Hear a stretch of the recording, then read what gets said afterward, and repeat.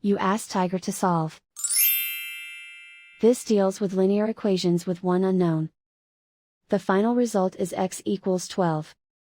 Let's solve it step by step. Group all constants on the right side of the equation. Add 7 to both sides. Simplify the arithmetic.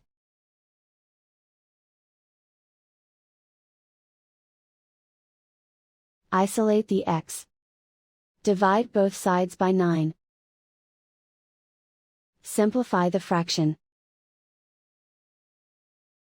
Find the greatest common factor of the numerator and denominator. Factor out and cancel the greatest common factor. And so the final result is x equals 12.